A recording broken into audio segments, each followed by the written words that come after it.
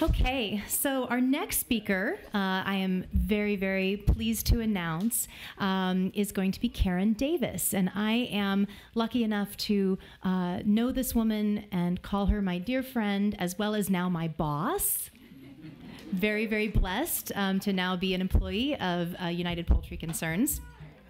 So very excited about that, and we're so glad she came all the way from the East Coast to be here with us today.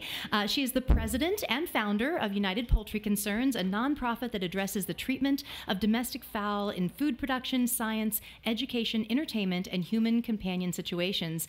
She's the author of several books, including Poisoned Chickens, Prison Chickens, Poisoned Eggs. I got that backwards. I'm sorry. And inside, that's kind of both, but an inside look at the modern poultry industry and More Than a Meal, the turkey in history, myth, ritual, and reality. Award-winningly profiled in the Washington Post for her outstanding work for the birds, Karen maintains a sanctuary for chickens on the eastern shore of Virginia. Please help me welcome Karen Davis. Thank you.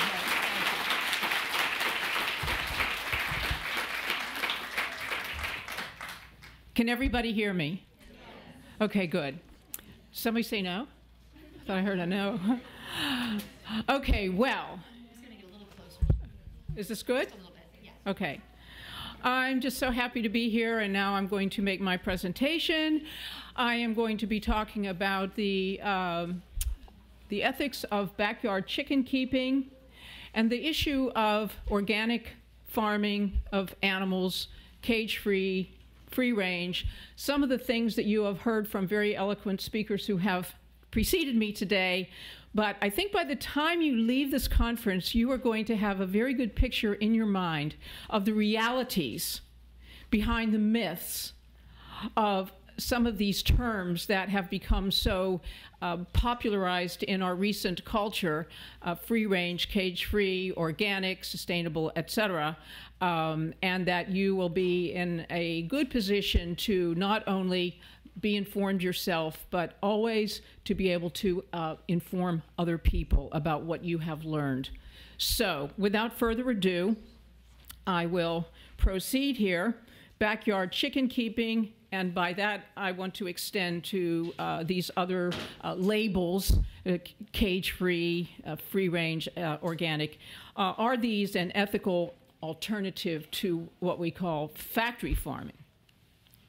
So first of all, I want you to look at a standard chicken factory farm. This is all the chicken breasts, rotisserie chickens, chicken in every form, basically, that you see in supermarkets or that are served up to you, hopefully not you, but that are served in restaurants. These birds have come from these living conditions. So this is their life. Now, we, United Poultry Concerns, are based on the eastern shore of Virginia. The eastern shore of Virginia, the eastern shore of Maryland, and all of Delaware are one of the largest chicken producing areas in the country. At any given time, this tiny peninsula, 150 miles long and 50 miles across, has 500 million chickens locked up in these concentration camps. 20 to 50,000 baby chickens in each one of these houses. Now, if you drive up and down Route 13 where we're located and off to any of the side roads, you'll see 500-foot-long buildings totally sealed up. If you don't know what you're looking at, you would never dream that there were thousands and thousands and thousands of chickens in each one of these warehouses. But that's what these warehouses contain. So this is where we're located. We have rescued hundreds of these chickens in the past. Sometimes they fall off trucks on the way to the slaughterhouse, and we've gotten them in various ways. But these are the conditions that they live in. This particular person in this picture, just for your information, is the child of a family who works for Purdue Farms in Delaware. And the article in which this picture appeared, the Washingtonian magazine, among other things, also featured United Poultry Concerns as the lonely counterpoint to the Delmarva chicken industry. The the parents who raise these chickens for Purdue Farms teaches their children to count by counting the dead chickens every day. And they stated that without any sense that that could be an issue. Now, a close-up image of these baby birds. They're only 5 to 6 weeks of age. You can see the stress in their eyes and their mouths and their faces. They have no room to move. So this is a standard, what I hate to use this term, broiler chicken complex. Chickens raised for meat, turkeys and ducks raised for meat, are not raised in cages. They are raised in those floor systems that you just saw. They're wall to wall, beak to beak. They're halfway on top of each other on these filthy manure-filled floors, which are only, by the way, cleaned out every 2, 3, 4 years. And when the farmers clean out these houses, they call that clean out every 2, 3, 4 years a total crust out. That's the name they give to a real cleaning. And meanwhile, thousands and thousands and thousands of chickens pass through the same manure-filled, stench-filled, putrid place before that crust out occurs, adding to it in their own flock group. Now, this is a standard battery cage operation in which hens are raised, kept for eggs. The majority of hens still live in these kinds of conditions for all hens there. This picture really went straight through me when I first saw it, a photograph taken by Mercy for Animals at one of their undercover investigations at Weaver Farms in Ohio. And the picture of the look on the faces of these hens and the way they're kind of leaning toward each other and comforting each other, and just the sadness of their lives, the hopelessness of their lives. And the thing is, when you know chickens as I have come to know them, as Mary Britton Klaus and Robert Grillo and Margie Beach, and those of us who have come to know these birds, who are so full of life and energy and enthusiasm and curiosity, and they run through the grass like little dancers. They have such lovely movements and body language, if you will. And the look on these birds' faces is a look that has been put there by human beings, because this is not the face of a chicken, apart from the face that human beings have put upon them living in these conditions and being treated like garbage. Now, as you've heard today from other speakers, there's quite a disconnect between the websites and all the advertising on behalf of these so-called alternative to factory farm operations and the realities. In this case, this particular website is that of Black Eagle Farm in Nelson County, Virginia, the state we're located in a rural part of Virginia, another rural part of Virginia. Now, that's what the website looks like. The hens all look pretty good. They have their feathers. They're in the grass. And yet, you would not believe the reality of how these actual hens are living at Black Eagle Farm, which I and 2 of our staff people visited 2 years ago and got to see for ourselves. And how we learned about Black Eagle Farm was that a local animal control person learned that Greater Pyrenees dogs were wandering around on this farm, clearly emaciated and not being cared for. So because it was dogs, animal control went in there to check and see what was going on. And what they discovered as they looked around, they found emaciated pigs and goats, and then they discovered a closed-up facility in which were 25,000 hens without any food at all. And the story gets worse and worse. The starvation, the forced molting by food deprivation, etc. Now, this is how the birds are actually kept. Now, we visited this farm, which has cage-free and organic and free-range so-called labels. But what we saw is exactly what you see in this picture. We saw in the organic part of the unit, see, the birds don't have any room at all to move. They get, these cage-free, so-called free-range organic birds get about a maximum of a square foot and a half of living space. So they can't move. And one of the things these cage-free operations do is they have all these birds on the floor, thousands of them. In this case, each unit had 12,500 birds. And then they build platforms. Now, do you think they build those platforms so the birds will have something to perch on, like as a welfare measure? Somebody said no. That was the right answer. Sad to say. No, they put these platforms in so they can put more birds into a given volume of space. Because if you have platforms, you can add thousands of more birds, and they'll just have to basically live on those platforms, which many of the hens do. Because, see, chickens, they have an unerring ability to be able to assess leaping and jumping to the ground, and they have all that built inside them. So let's say a hen wants to jump down onto the floor from the platform, but below her is a sea of birds. There's no place to land. So many of these birds end up breaking their wing bones and their leg bones, or you know, developing various cartilage bone strains and sprains and so forth, because they try to jump off their platform and they land wrong because there's no place for them to land.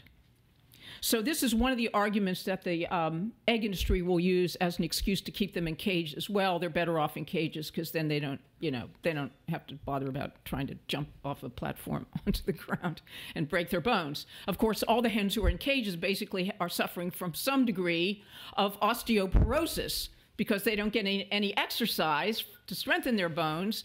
Plus, they're fed just enough calcium to produce X number of eggs per year and a half, and not enough to maintain their bones, the bones of their bodies. So then their bodies begin to do what the cows do, who are forced to produce all this milk. The cows and the hens start to draw the calcium and other minerals, phosphorus and stuff from their bones, which only depletes their bones further to try to make this milk and make all these eggshells. So, is backyard chicken keeping an ethical alternative to factory farming and to these so-called alternatives, so-called cage-free organic operations, which again, I just want to emphasize this. When you have mass consumption, you're going to have mass production methods. If people want to know, well, why are these chicken houses, these so-called alternative chicken houses like black chicken operations like Black Eagle Farm that call themselves an alternative to factory farming, well, why don't they just keep fewer birds or keep many birds in fewer houses or something? Because the economics of mass production and mass consumption will not permit that. People expect to go to the store and find cheap food products. They expect to go to the store and find cheap clothing. They expect to find an unending amount of food and clothing. We don't even realize the extent to which we take for granted walking into a retail operation and having an abundance of food and clothing. We don't picture the processes of production. We don't realize that the only way we can have this ever-ending, unending supply of food and clothing is through factory farming, whether it's humans working in sweatshops or animals raised in these ways. This is the only way you can have this plethora of products. And when you think, you break the products down into their component parts, whether it's buttons, paper clips, a million things. The only way you can have this abundance of cheap goods is to have a factory farming, sweatshops, assembly line production. It's the only way. You have to have that volume of production to be able to provide this endless supply of cheap goods, now not only in the United States and Europe, but increasingly worldwide.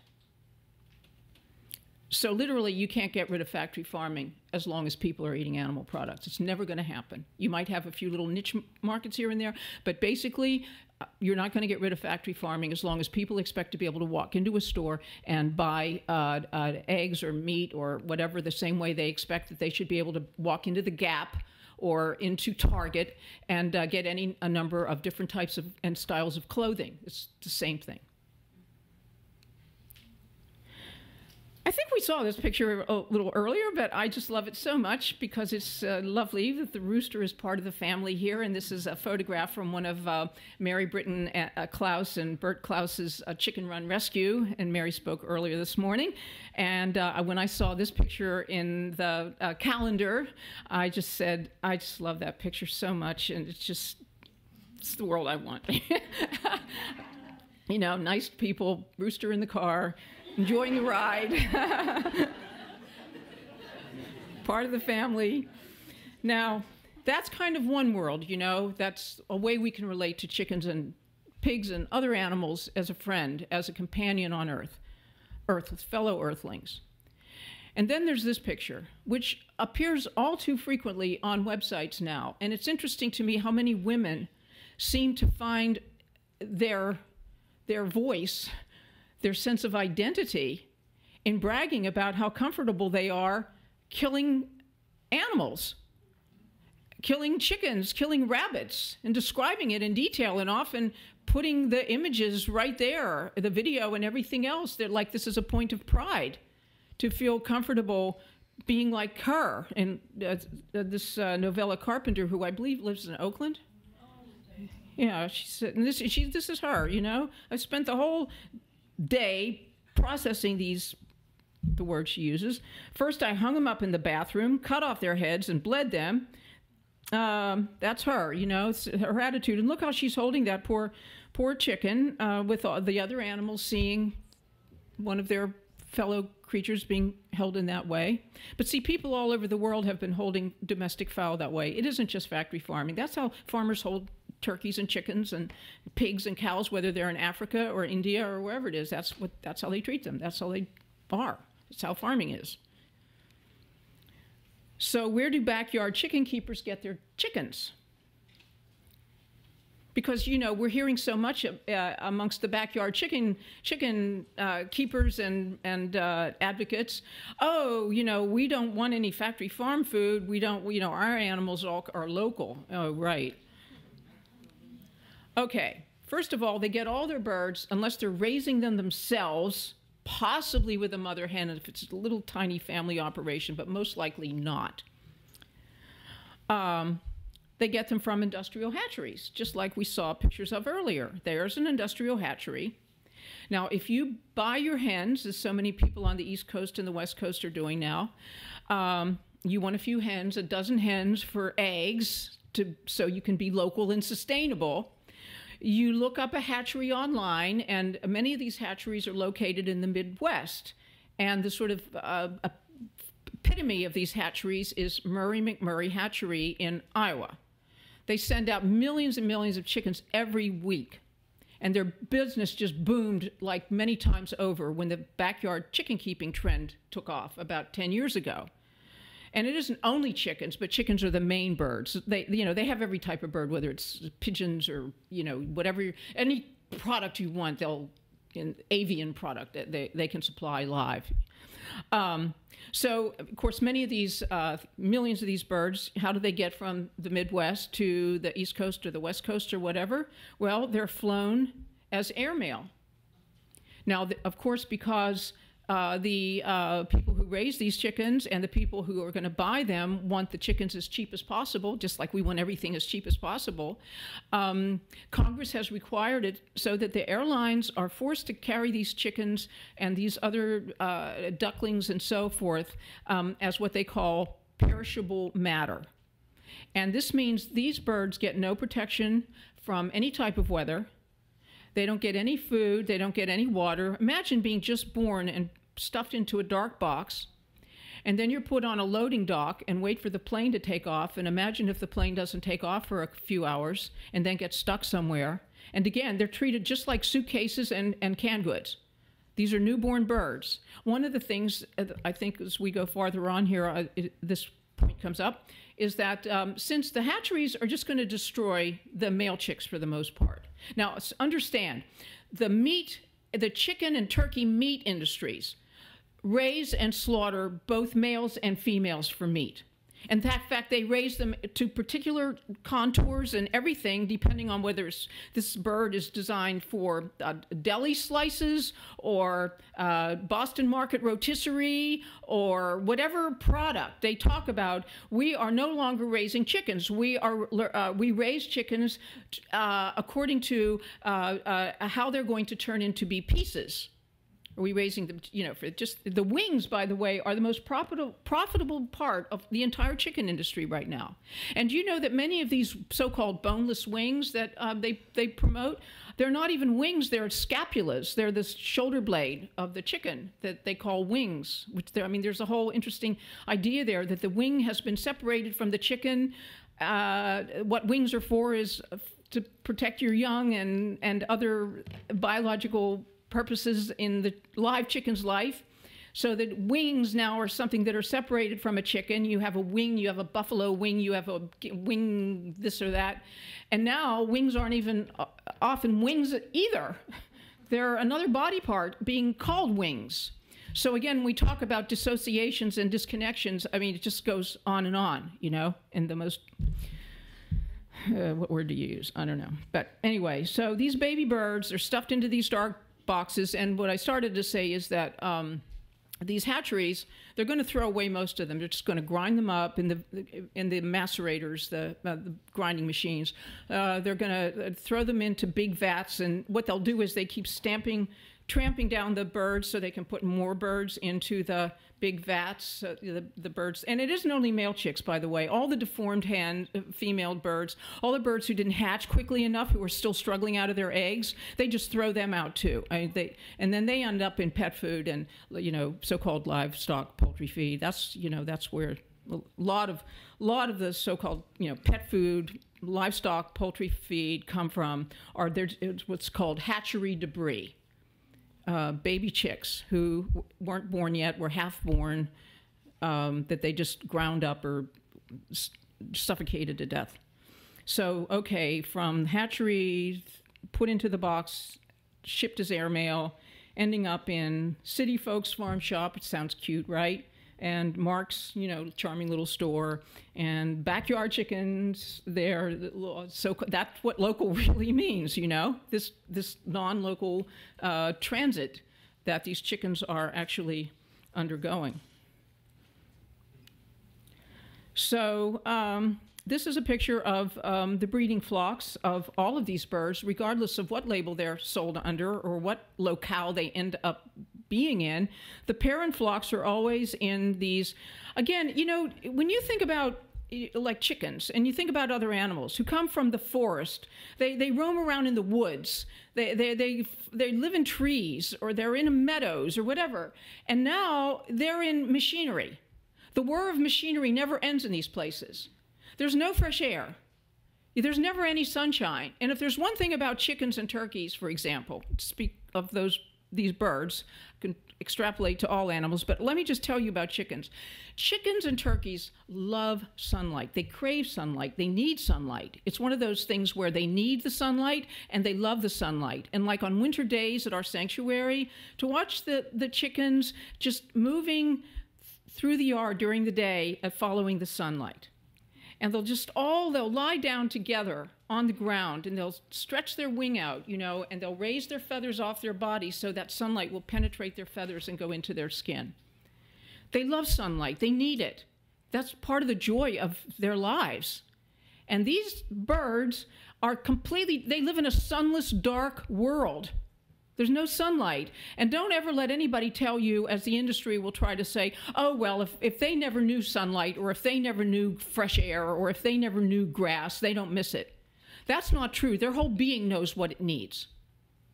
The diseases of production, as the industry calls all these human-created diseases in these birds and other animals, are a manifestation of the fact that their body knows, and their the psyches of these animals know, that they are being deprived of what they need.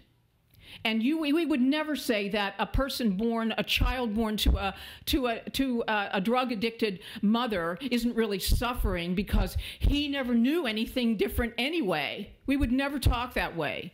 We would never say that a human being born into human slavery wasn't really suffering as a slave because she never knew anything any different.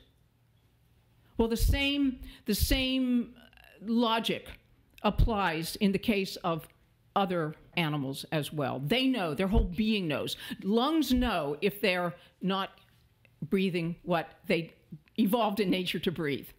They know. When hens and roosters are no longer wanted by the hatchery, they are destroyed, just like a factory farm. And I just want to clarify, it's not just like a factory farm. These hatcheries are factory farms. That's what they are. They are factory farms. This is a typical industrial hatchery bin. You see all the birds. These are the birds who are going to end up in these so-called alternative, is that 20 seconds or 20? Oh. Okay, thank you. I mean, this is where they come from. And here you see the birds being born amongst the eggs. Has been brought out here so importantly. One of the crimes we commit against these farmed animals is to dismember their family life. We get so used to seeing images like this, we forget how much a baby chick is endowed genetically to expect a mother hen. As was brought out by one of the speakers earlier, a hen, a bird, starts communicating with her young who are under her body, incubating, long before those babies are born. They are communicating.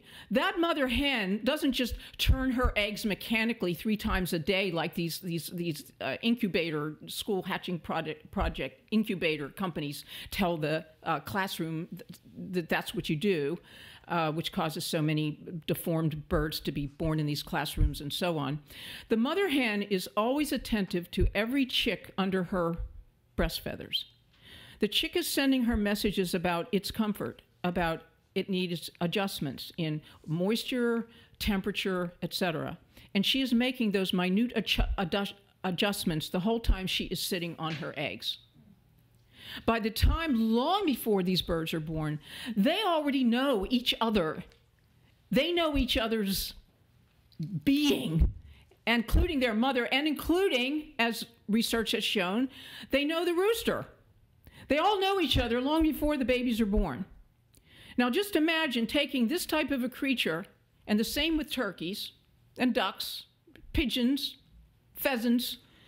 Imagine taking this kind of a creature, and this is their experience of being first coming into consciousness and being born. See, mother hens will help their young get out of the egg. They will help them. They will pick pieces of eggshell off their bodies, their wet, exhausted bodies, because struggling out of an egg is like a very exhausting thing for a baby bird. They don't just come out of the egg. And it's like we hear a mother hen lays an egg, okay? A hen lays an egg. Producing an egg inside the body of a bird is a very, very biologically demanding process. You've got layer upon layer upon layer upon layer of egg being formed. And that body is active inside. I used to think it was interesting. I sort of thought of this comparison in the Bible where one of those verses that says something like, "Look at the lilies of the field; they neither toil nor spin." And I thought, only if you don't know anything about biology would you say that, because they're busy. Their bodies, the body of a plant is busy all the time. It might look like it's just sitting there to you, but they're constantly adjusting themselves, taking in nutrients, getting rid of toxins. They're busy all the time. Well, a mother hen's body inside who is forming eggs is busy and undergoing this intense demand of biological resources and energy. So when you hear about all of the terrible reproductive tumors and things that these hens who have been bred to produce 250 or more eggs per hen per year, a hen who would in nature would lay maybe 2 clutches of a dozen eggs per clutch, you begin to understand what a horrible imposition has been placed upon the bodies of these birds against their will. Here are some chicks in a typical shipping box. There they are looking out. This is their introduction to being alive, to life. They're going to go into a plane and they're going to be in a, you know, in freezing cold or sweltering heat. They're going to be banged around just like, you know, again, canned goods or the luggage or whatever. There they are, helpless. And that's another thing I want to point out to you, one of the most evil things that we do to these animals. We deprive them of any autonomy over their lives. They're completely helpless. They have to endure learned helplessness, or which we might as well call learned hopelessness. Animals in nature are making determinations about their lives all the time, about their families. They have to constantly respond to different environmental, the unexpected. They have to, they're not just living a kind of rote life. You have to be fully alive and alert to live in this world. Whether you're a chicken or a human or a pig or whoever, or a dog or whatever.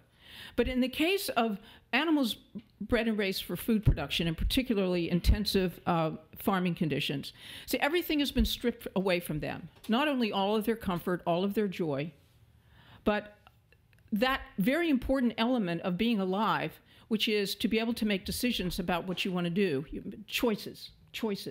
When you strip away any ability to be able to, in any way, affect what is being done to you, what does that do to your spirit? What does that do to your psyche? What does that do to you? Yes, it does. It breaks you. And I'll tell you this, when I've been inside battery cage operations, and you see the younger hens who are in these cages, you know, you walk in with a flashlight or something and they just go crazy because they're young and they're terrified and everything.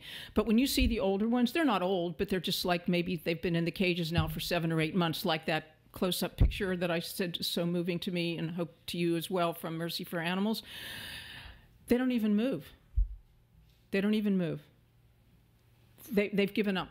They know nothing they do can affect what happens. They can't affect their own lives. So they just sit there. When you see the baby chickens going up and down the road, like where we live, onto the slaughter plants, baby chicks are active. You know, how many people have ever been around a real baby chick? You know, they're running all over the place, scampering here and there. They're just the essence of energy.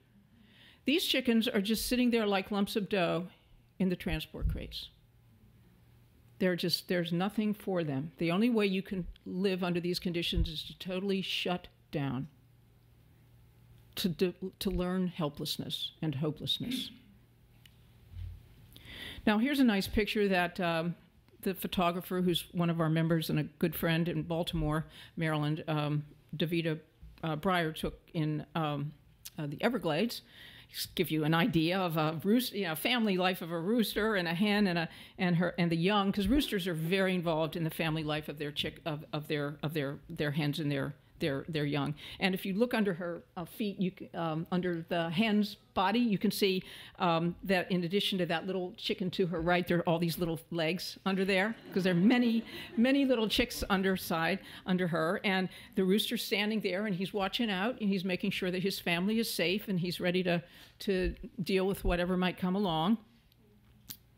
I always tell people, roosters are not fighters, they're family men. In nature, they're not spending their time fighting. They don't have time for that, and that's not how they relate to each other. And I've rescued hundreds of roosters since 88. I had hens since 1985. Roosters are like other animals who have ritual behaviors that prevent them from actually getting into like knockdown, drag-out fights. Not that it never happens, but for the most part, they spar. You know, they have showdowns and they have face-offs. And it goes on for a little bit. Even hens will do that. If anybody's ever seen that, it's really cute. I never even break that up because, you know, they jump at each other, they jump over each other, their little hackle feathers are raised, and they're growling at each other. And it's like, well, they have issues, okay, just like everybody else. And eventually, they sort of, keep it up a little bit, and then they sort of walk off and go off and do other things. So what happens to the male chicks? Well, I pretty much already talked about that, as have others. They're the male chicks on a conveyor belt going to their death. I mean, again, everything in their life is just machinery. Just steal, steal this and steal that. No grass, nothing soft, nothing warm, nothing comforting, nothing loving, nothing. Just bewildering misery and incomprehension. So here are discarded rooster chicks going into their plastic bags. They think nothing. Again, this is not just factory farming. It is traditional in farming to get rid of all the animals who aren't going to pay their way. That's just farming, okay? You're not going to feed an animal who isn't going to pay their way in some way. So, for example, I've talked to farmers who say, one of the ways we, just regular farmers, we get rid of our chicks, our unwanted chickens is, we put them in the dirt and then we run over them with our trucks. That's what we do. Just like traditionally, farms, what do? Their cats have a litter of kittens or 2 litters of kittens. They just drown them, and they drown chicks too. I mean, it's just the way things have been done. So everything that's done in factory farming has roots in just traditional farming practices throughout history and throughout the planet. Male chicks are used as packing material, as I already told you before, because they have no value, economic value, that is, to the hatcheries, so they're just going to throw them away anyway, so why not just use them as packing material for the dozen hens? And then what happens is, of course, people order a dozen hens, right, and then they start to grow up, and then a couple of them start to crow, and the people live in a neighborhood or in a municipality that does not allow roosters, or the rooster becomes too protective of his hens and won't let the people get close to the flock, or something goes wrong, and the next thing you know, people do not want the roosters. So the roosters are total casualties of this backyard chicken keeping. But again, it's not just new, it's just the males, certainly in the egg industry, all over the world, have always been, for the most part, destroyed. Or, 10 minutes? Is that right? Okay. So this kind of gives you a little cartoon version of... So I'll tell you, this experience where the voice is saying, I was afraid of this, one of our chicks is actually a rooster. I toured a battery hen facility where all the hens are in cages, thousands and thousands, and as far as the eye can see, 500-foot-long buildings, and they're like from the floor to the, 6, 8 cages stacked, and some of the course the hens, they never know anything but the darkness of the floor and the people's feet going by when they happen to get an occasional visitor to pick out the dead hens out of the cages. But we were touring this battery hen facility in Westminster, Maryland, Country Fair Farms, and sure enough, we heard a crow coming up here, over here, over here, and the husband and wife who worked for one of these big companies, said, Country Fair Farms, whoever that was part of. Oh yeah, those are the roosters that, they were missexed. They were missexed, so they didn't get thrown away. They ended up in the cages, and they were just totally casual about that. It's just, it happens. So the question of what to do with Hanz and other roosters like him is an unforeseen growth of backyard chicken flocks. Now, Hanz the rooster, here at the Montgomery County, Maryland Humane Society. He was the photograph that accompanied the Washington Post article about which these articles appear all the time now, about all these, backyard chicken keeping flocks, not as easy as people expected. Oh, they have to deal with diseases. They didn't think they'd have to clean the houses, but now maybe they have to do that, so they don't want to keep the chickens anymore. And they've got these roosters they don't want and all that. Now, in the case of Hanz, when I read the article about him in the Washington Post, and that he was at the Montgomery County Humane Society, I asked my sanctuary helper, who also takes in rescue chickens, if she had any room for Hanz in her place, and she did. So Hanz actually was one of the few who got away. He actually lives with Holly and Wayne Wills, my sanctuary helpers, very happily, with another rooster The two of them live together, and they're, you know, both of them from the Montgomery County. Because when I went to get Hanz, they said, "Oh, here we have another rooster too. Can you take him too?" Because that's always what you end up with, you know. They have others also needing homes. So I said, "Sure, we'll take him too." And so Holly and Wayne have both Hanz, and Gretzky is the other rooster, and you know they're companions with each other. So here's a lovely picture. A Dutch photographer took this beautiful picture, which we have on our website in the section called "Thinking Like a Chicken," which I just, as soon as I saw it, I contacted him and said, "Well, you know, we have to be allowed to use this picture because it's just charming and it's just so expressively chickens, you know, the rooster going ahead and proudly going ahead and leading the way, and the hens are going to follow across the water." And let me just tell you this. I mean, there's so many things that can be said when people say stupid things like the chickens are stupid. How is it that, you know, first of all, like just as an example, looking at this water scene, the chickens who evolved in tropical forests where it's always kind of damp and everything, but they don't have standing pools of water. You know, they don't encounter standing pools of water. If they're so stupid, how is it that they never fall into the water? Like they never fall into a big swimming pool like for the ducks. How do they know not to jump in? What is it that tells them not to do that? I mean, it's just a question. Yeah, I could give them many others, but that's just one example. I've never had a chicken ever. Oh, they will stand on the rim of the swimming pool, and child's pool for the ducks. They'll stand on the rim, and they'll lean down and drink, you know, and put their heads back and drink the water. But they don't fall in.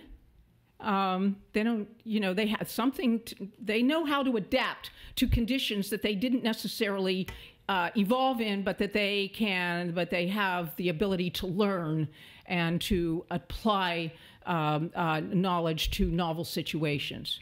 And I can tell you that chickens are very intelligent birds, and now we are increasingly hearing from ethologists and other scientists who are starting to study the cognition of chickens and pigs and other animals that, oh, guess what? You know, it used to be believed that these birds were so stupid, but now we're finding out, oh, they're not. They're very intelligent. Well, anybody who runs a sanctuary, who spends any time with them, who isn't totally, you know, conditioned to only see what they've been taught, will, of course, realize this and realize that no creature could live in nature and be stupid.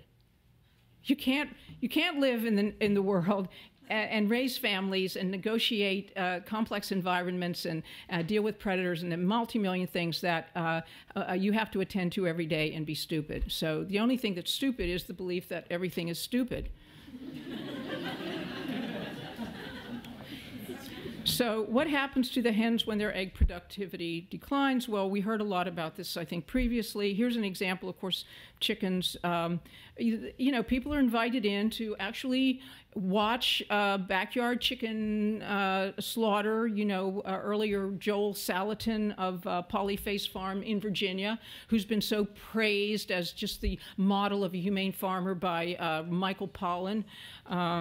You know, Joel Salatin is one of the biggest lobbyists for shipping chickens as airmail from the Midwest. Thank you.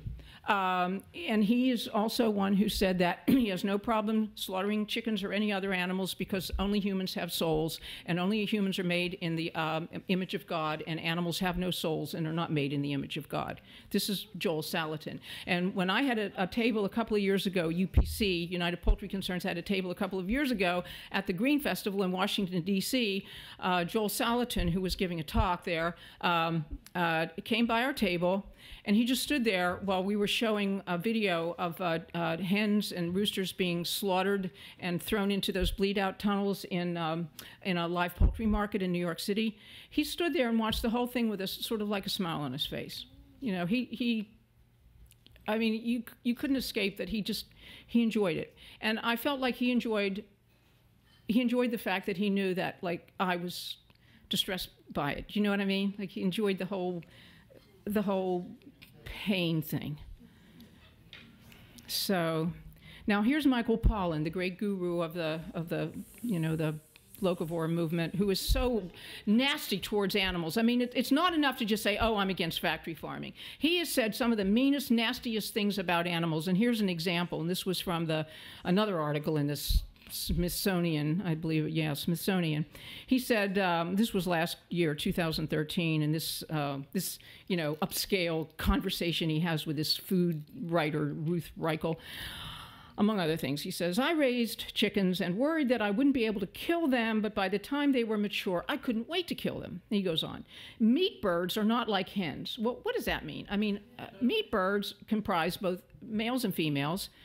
And so I guess what he means is they're not like hens who are used specifically for commercial egg production. Then he says their brains have been bred right out of them. That's not true at all. That's completely false. Not even a grain of truth in that. They're really nasty and stupid. No, the only one who's nasty here is him.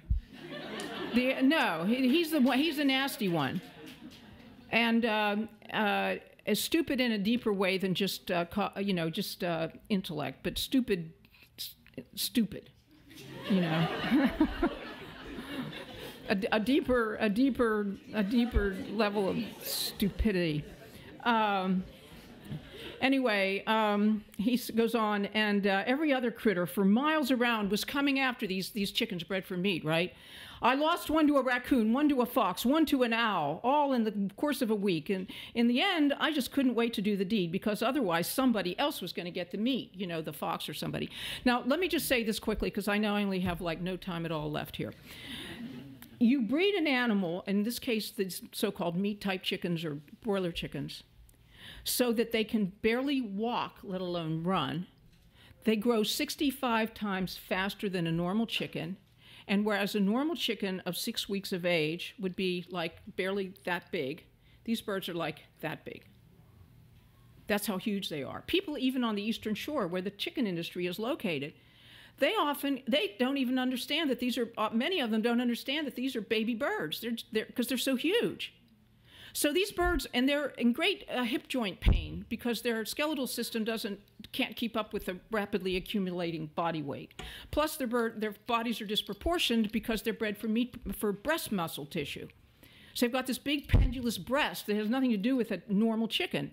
So here are these poor meat birds who can barely walk and often can't walk, let alone run. And Michael Pollan is blaming them because foxes are getting them, and they aren't escaping from the foxes. These types of chickens can't get into a tree. You know, they can't lift themselves. Humans did this to them, but he blames the victim as being stupid because they can't get away from the foxes. And then my other question would be, why isn't he protecting them in predator-proof yards? Because he doesn't care about them, because he's just about himself. Just about his narcissism and his hedonism. So anyway, here's one of these cute little cartoons. I think this came from the Neighbors Against the Backyard Chicken Keeping in Oakland. I think that's where I got it. Anyway, you know, we grow our own vegetables. We're totally self-sufficient. Henrietta provides us with eggs. She gives us eggs, you know. She gives us this, and there's poor Henrietta delivering her eggs to the local store there, and she's this, you know. Okay, quickly, don't keep chickens if all you want them for is their eggs. Don't keep them if you are unable to provide and unwilling to provide a clean, comfortable, predator-proof home for your chickens. You have to get out there and clean up their houses every day. Animals do not live in filth. If they smell, it's because we are keeping them in conditions that they can't escape from, where just the same as if we were locked up in this auditorium, we would smell in less than 12 hours. If you're locked up with your own urine and your own excrement, and you don't have fresh air, and you can't get out, and you're very crowded, and remember that there would be at least 3 times as many chickens in this room as there are people sitting here, then your bodies are going to start to smell in no time.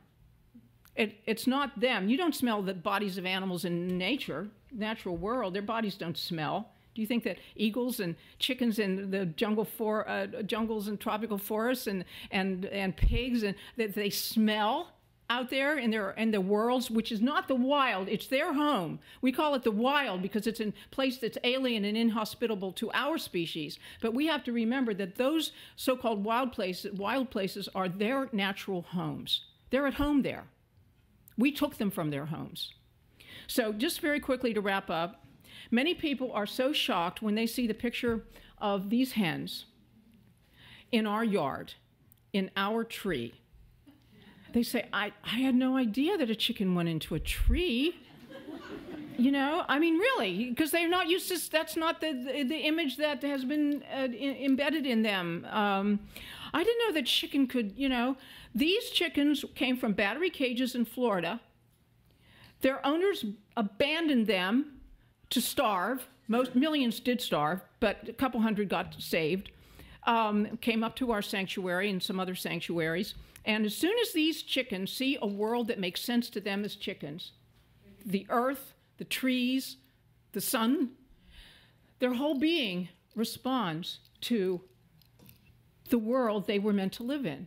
They recognize the sun, they recognize the earth. They're one of our rescued hens taking a dust bath, which is an earth bath, which is for a chicken and a turkey comparable to a water bath for humans. That's how they clean themselves, along with preening. Haven't you ever seen a horse get down and lie on his back and her back, and they rub through? And then you take sparrows, they take both dust baths and water baths. So that's what, you know, they recognize that, that earth as being for them and cleaning themselves. And chickens want to be clean. If they're not clean, it's because we're not letting them be clean. And here's our Oliver and a couple of our rescued hens. And we wanted people to see the chickens in the green world from which they derive, because they're earthy beings. They love to eat greens. They love to be amongst greens. They come from a jungle. You know, think of the jungle, the tropical forest, teeming with life and vibrancy and color. And then we put them in a world that's just the color of shit. That's all they have. No color. I mean, just depriving a being who has better eyesight than we do, who sees full spectrum color vision. Roosters crow an hour before sunlight because they see infrared light. They see the sunlight an hour before we do. To take a being who has this marvelous visual ability and intelligence and lock them up in a world of nothing but sepia colors and, well, I mean, again, I want to say again, and I can't emphasize it enough, the criminality of what we do to them. And all for nothing, for nothing. So don't keep chickens if, as we say here, you are unable to provide a clean, comfortable place for them. Don't buy them from a hatchery. Don't breed. If you can't view them as companions, if if all you look at yourself as is, you know, I own these chickens, if all you want is what you can extract from them and not what you can give to them and share with them, don't keep chickens. I know I have to quit now. The one thing that has happened, I just want to say this on behalf of the backyard chicken keeping trend, two quick things. One is that for many people, it has brought chickens as living beings back into the consciousness of some people. Because, you know, chicken has becoming like, chickens were just chicken. So for many people, who have now started keeping chickens, the chickens are a revelation. And many people have said, you know, I got these chickens just for the eggs. But it turns out they're so nice. They've got personalities. I had no idea. You know, my daughter loves them, and so do I.